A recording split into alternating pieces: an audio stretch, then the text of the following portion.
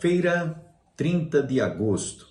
Estamos juntos outra vez para a realização de mais um programa Opção para a Vida. Espero em Deus que você tenha passado uma noite em paz, um sono tranquilo e reparador e esteja outra vez com seu coração aberto e receptivo para ouvir a continuidade do estudo sobre a primeira carta de Paulo aos Tessalonicenses, que nós estamos durante esses dias trazendo para a sua reflexão. Ouviremos também ainda neste programa uma belíssima música interpretada pela Orquestra Louvores Eternais. Portanto, continue conosco. Deus tem uma bênção para a sua vida, para a sua família e para o seu coração. Lembramos a todos que continuemos orando pelo nosso programa Opção para a Vida. Eu tenho falado aqui reiteradas vezes, não está sendo fácil nós darmos prosseguimento à nossa programação devido a muitas dificuldades, principalmente na área econômica. Todos nós estamos atravessando um momento difícil pelo qual toda a nação vem passando e isso tem afetado também o nosso programa. Espero em Deus continuar contando com as vossas orações e também com a sua generosa oferta. Se você sentir no seu coração o desejo de cooperar, de colaborar, de contribuir conosco, deixamos abaixo do seu vídeo o número da nossa conta corrente.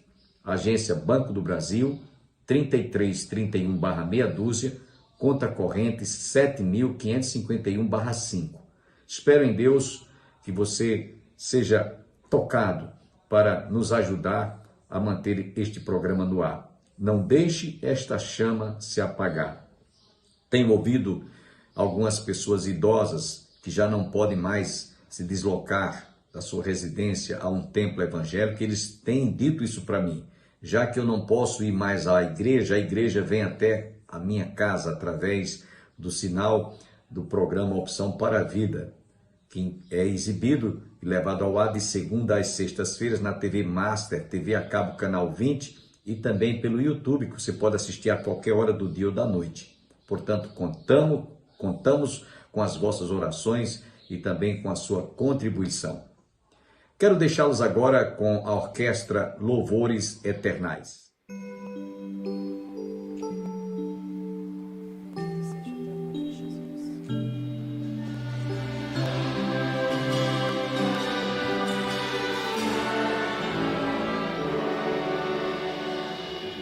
O que foi que aconteceu contigo pra ficar assim? Demonstrando não ser mais um crente vencedor, se deixando ser levado por alguém que é mau, mentiroso, traiçoeiro e enganador. Tuas lágrimas correndo sobre sua face chegam a molhar teus gritos de socorro,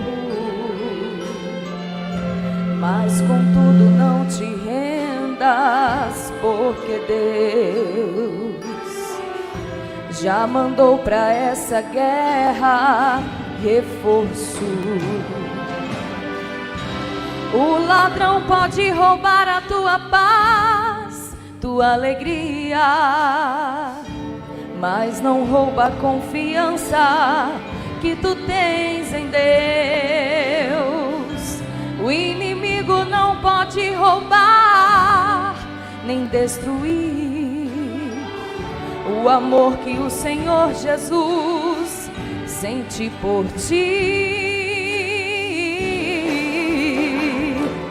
Não chores mais, levante a cabeça e anda. Tua vida é de Deus e Deus manda. Não temas, Jesus é contigo e te dá paz. Se tanta gente tentou te ajudar, mas não deu, não julgues, porque é de Deus. Tem coisas que só Jesus faz. Só para reforçar minha fé e a sua fé também, Jesus estava ministrando em Jerusalém. De repente alguém aflito, interrompendo, falou: Mestre, Lázaro está enfermo, a quem tens tanto amor. Com 4 dias depois, Jesus chegou em Betânia. Encontrou Marta e Maria chorando de se acabar. Logo levaram Jesus a um sepulcro escondido. Se o Senhor estivesse aqui, o meu irmão não teria morrido. Ah, Jesus, o Senhor demorou tanto para chegar. Se o Senhor estivesse aqui, Lázaro não teria morrido.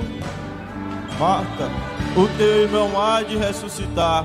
Eu sou a ressurreição, eu sou a vida. Aleluia. Mas se creres em mim, a glória de Deus verás. Mesmo estando morto, com certeza viverá. Mandou retirar a pedra e gritou para a morte ouvir: Lázaro, venha para fora! E todos naquela hora viram Lázaro sair com vida, com vida, com vida. Lázaro saiu com vida, com vida,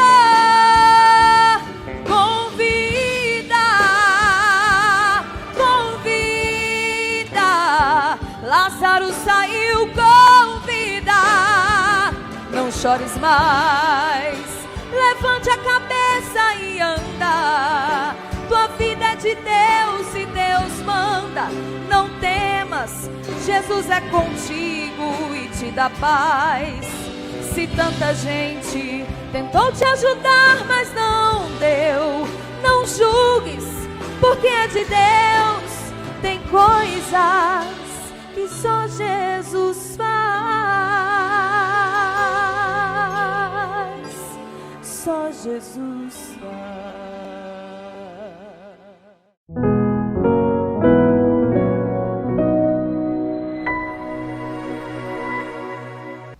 E aí Paulo diz: importa sofrer por causa do nome de Cristo. Então nesse versículo 2 aqui, que vocês estão acompanhando, ele está falando da sua experiência, da sua provação, das dificuldades pelas quais ele passou, e que os crentes de Tessalônica eram testemunha, viram, sentiram de perto toda a sua luta. No verso 3 ele diz: pois a nossa exortação não procede de engano, nem de impureza, nem se baseia em dolo. O que é que Paulo está querendo dizer com isso? É que naqueles dias, meus irmãos, como ainda hoje, há muitos indivíduos que se infiltram no Evangelho e que muitas vezes até chegam a procurar trazer uma mensagem como se fosse credenciadas ou credenciados por Deus, mas muitos são oportunistas, muitos deles são mercenários que estão mais para explorar o povo, e vocês sabem do que eu estou falando. Isso não é novidade hoje em nossos dias. Então naqueles dias havia, por isso que Paulo diz aqui: pois a nossa exortação não procede de engano, nem de impureza, nem se baseia em dolo. Ou seja, ele está mostrando que a sua chamada, a sua credencial fazia diferença daqueles que eram aventureiros, daqueles mercenários, daqueles aproveitadores que exploravam e enganavam o povo com falsos ensinamentos. E eu pergunto: há alguma diferença disso hoje em nossos dias? Não há diferença.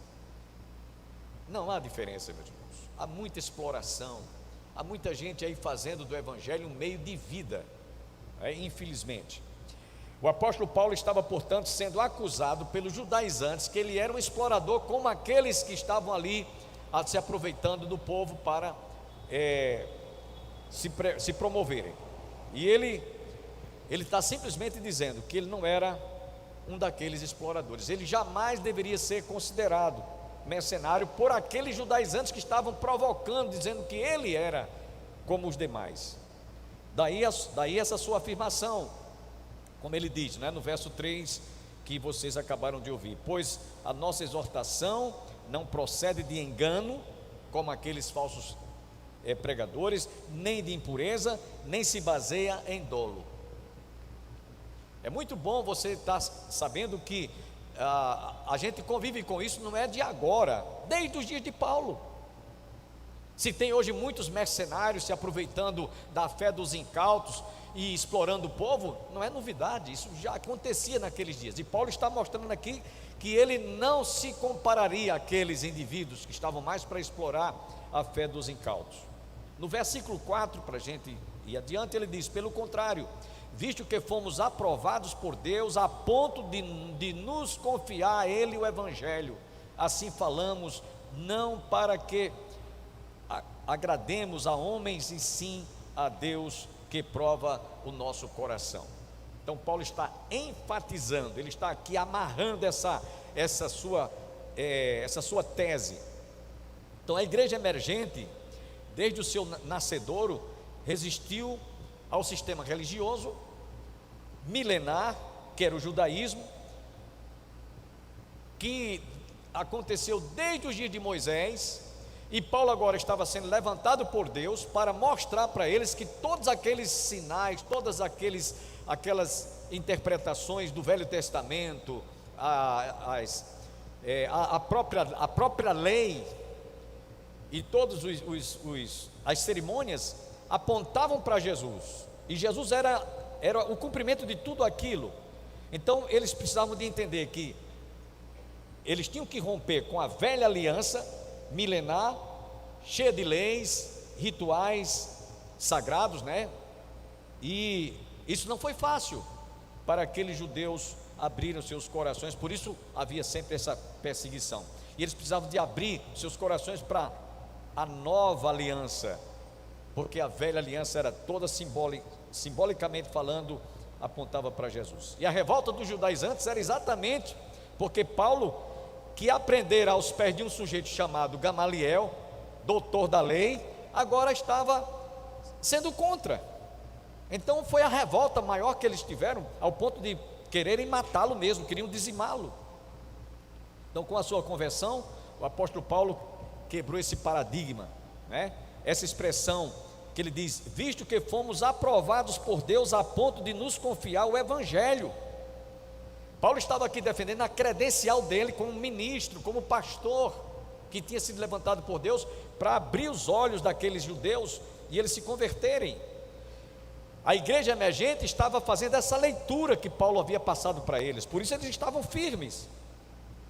Essa expressão, né, que Paulo diz: visto que fomos aprovados por Deus a ponto de nos confiar o Evangelho. Então esse foi o argumento que Paulo usou contra os seus opositores. Verso 5, ele diz: a verdade é que nunca usamos de linguagem de bajulação, como sabeis, nem de intuitos gananciosos.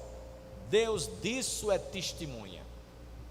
Então ele volta a defender a sua chamada, a sua convicção, inclusive dizendo para aqueles cristãos de Tessalônica que esse era o maior argumento que ele tinha.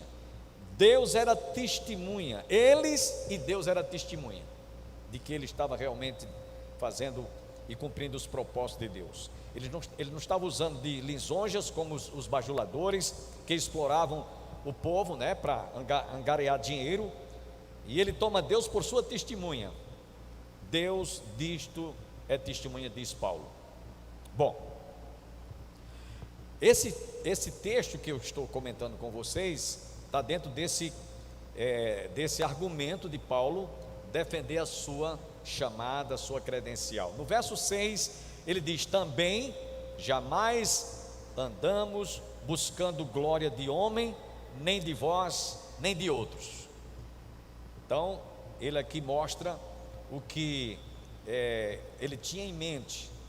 Não era agradar a homens, mas agradar a Deus. Esse era o propósito que Paulo tinha no seu coração.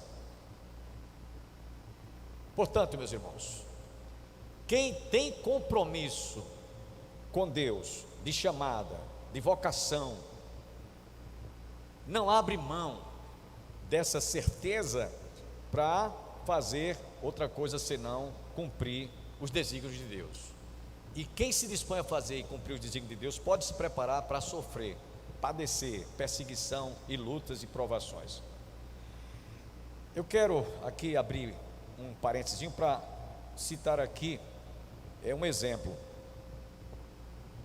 Às vezes um líder toma uma decisão, seja pastor, seja presidente de algum departamento, e muita gente não tem a compreensão e nem tampouco a ideia ou a noção do compromisso daquilo que o líder está tomando como forma de exercer ou cumprir ou executar a vontade de Deus. E muitos às vezes se levantam por aquele homem que Deus colocou à frente do rebanho para que ele possa dar as diretrizes. Essa foi a dificuldade de Paulo, porque todo mundo estava acostumado com a prática das leis, de todas as cerimônias, e agora chega Paulo pregando algo que iria contrariar tudo aquilo. Então por isso Paulo ele continuou firme. O compromisso do autêntico líder é agradar a Deus e não a homens. É por isso que ele diz: também jamais andamos buscando glória de homem, nem de vós, nem de outros. Às vezes o líder pode estar sozinho, todos contra ele, mas desde que ele esteja dentro do centro da vontade de Deus, importa antes obedecer a Deus do que aos homens, como disse Pedro. Lá em Colossenses capítulo 3, versículo 17 e o versículo 23, olha o que é que Paulo diz em Colossenses: e tudo que fizerdes, seja em palavra, seja em ação, fazei-o em nome do Senhor Jesus, dando por ele graças a Deus Pai. E no verso 23 ele diz: quanto fizerdes, fazei-o de todo o coração, como para agradar ao Senhor e não a homens.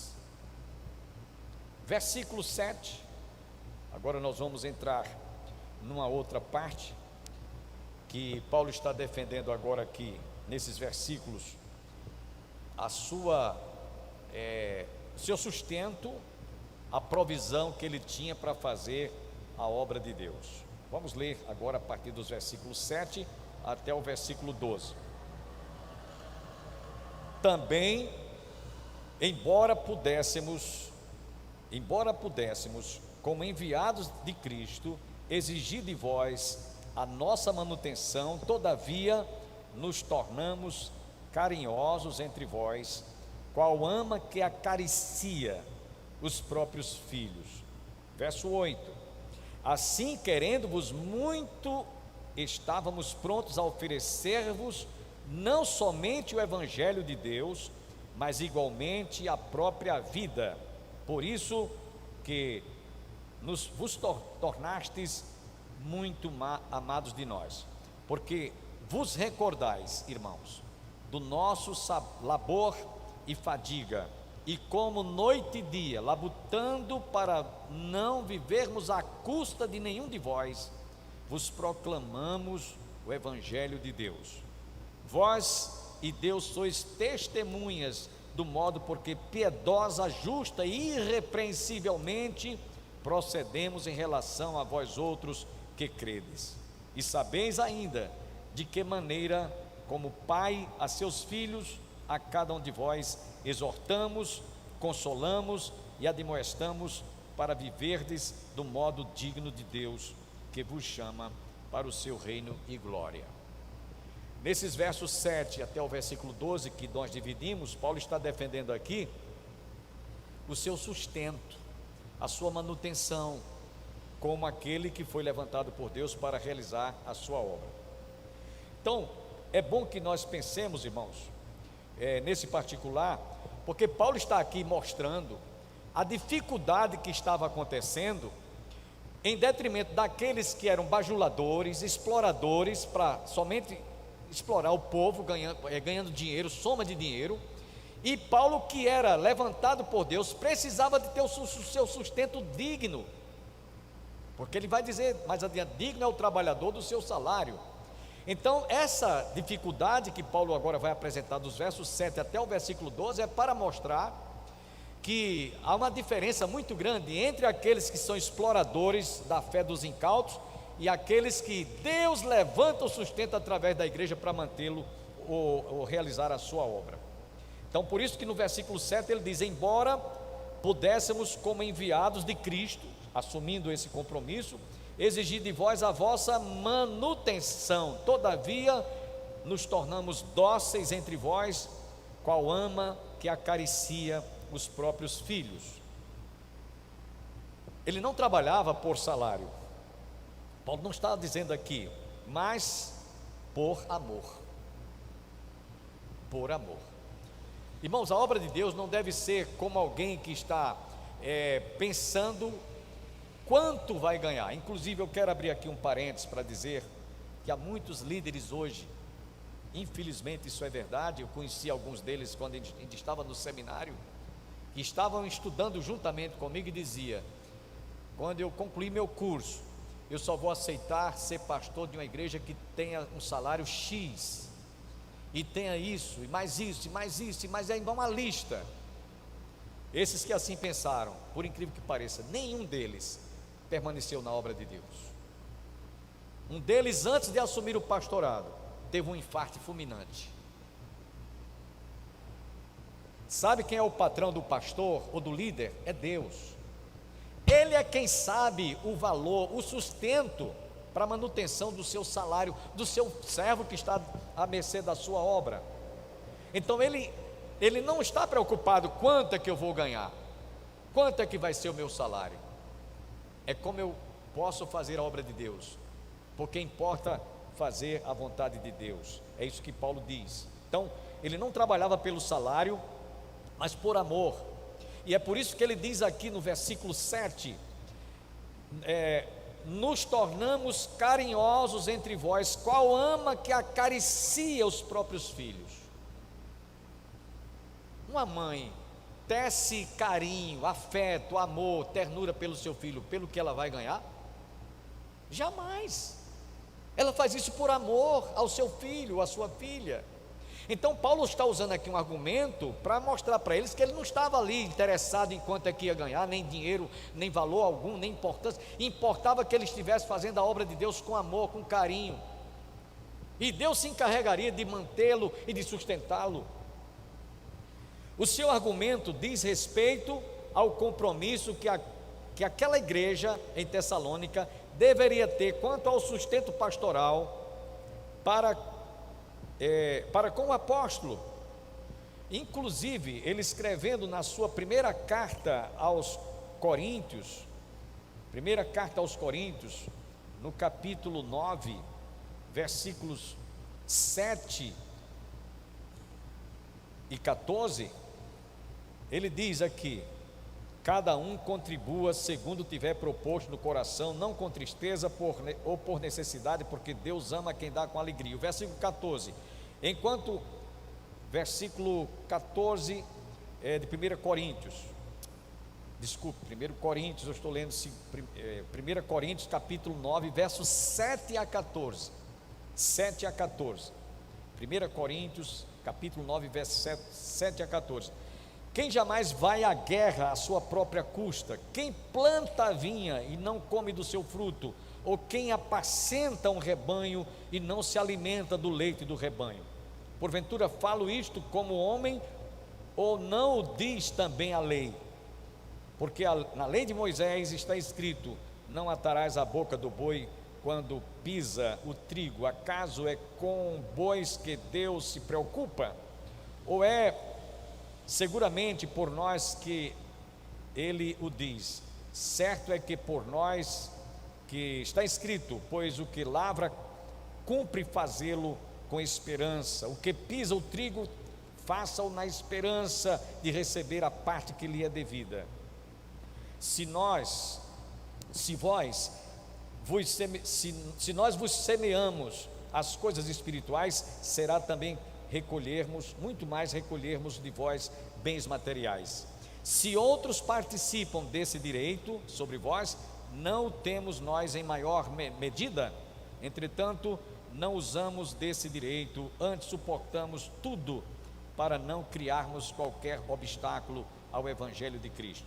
Não sabeis vós que os que prestam serviços sagrados do próprio templo se alimentam? E quem serve ao altar, do altar tira o seu sustento. Assim ordenou também o Senhor aos que pregam o Evangelho, que vivam do Evangelho.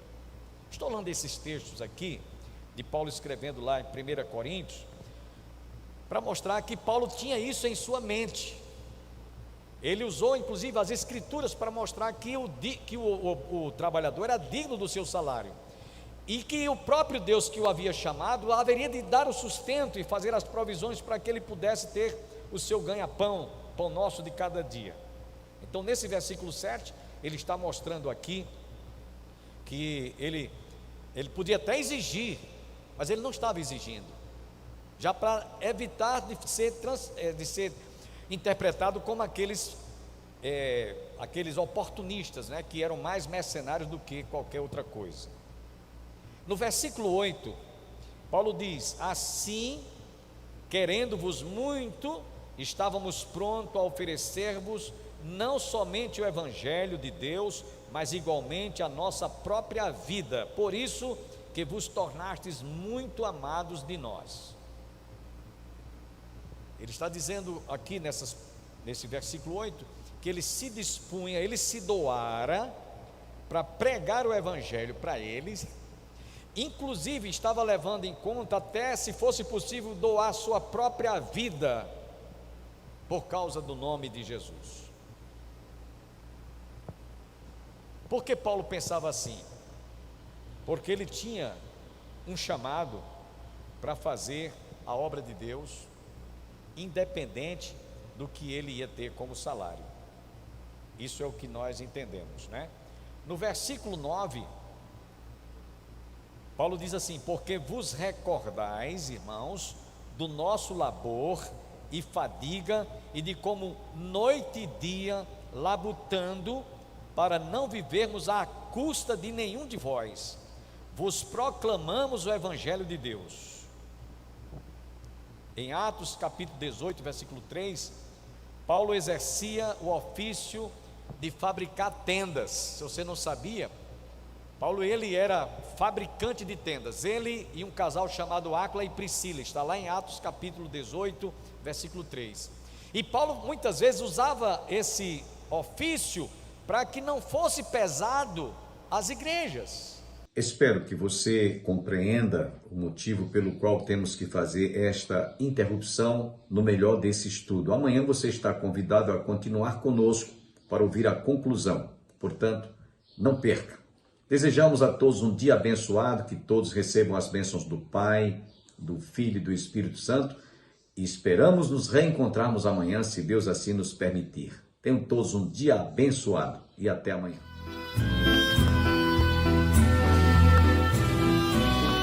Ele é o Senhor Jeová, o Deus da criação.